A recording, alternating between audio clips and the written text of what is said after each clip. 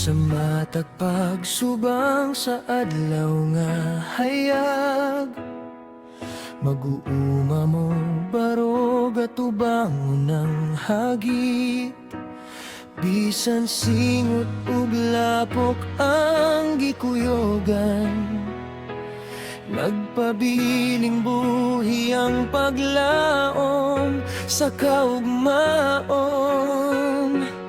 Ang kamot nga naghikap sa yuta, maoy kamot nga nagpatubok kinabuhi.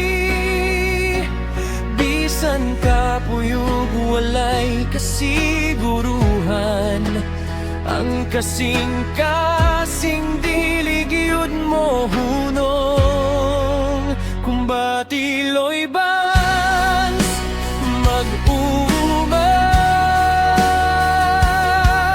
ayaw gayod pagluya-luya.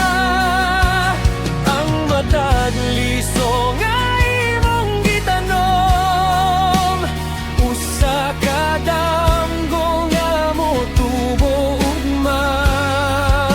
Kung batiloy bans mag-uma, barog bisan unsang bagyo. Kayang tinuod nga bayani, dili mo surrender hangtod sa kadaugan.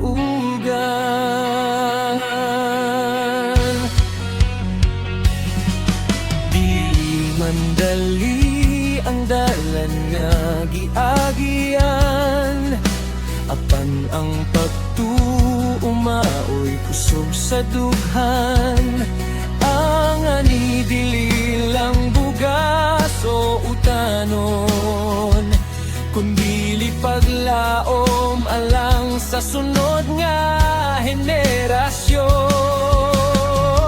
Kung mapakyas karon, bangon pag-usap. Kung wala yani, tanom na usap. Kay ang Diyos nagtanaw sa kugihan, ug walay paning kamot nga mausik sa iyang kamot.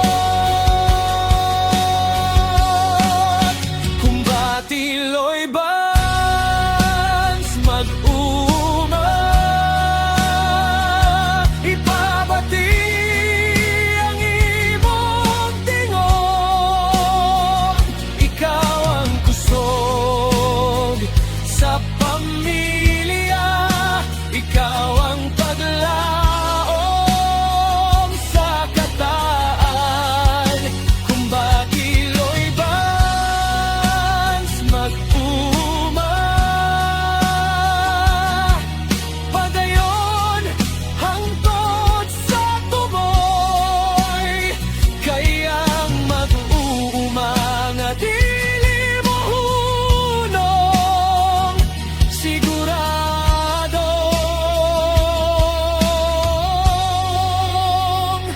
modaog.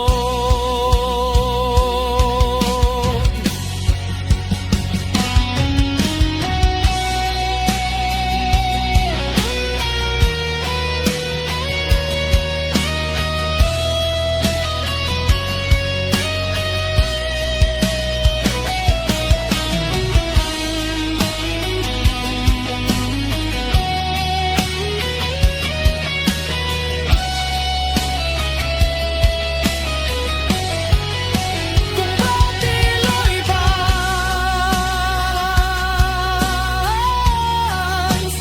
ayaw gayod pagundang, ang kaugmaon nagsugod sa usa ka lisod, ug sa usa ka kasing-kasing nga dili mo hunong.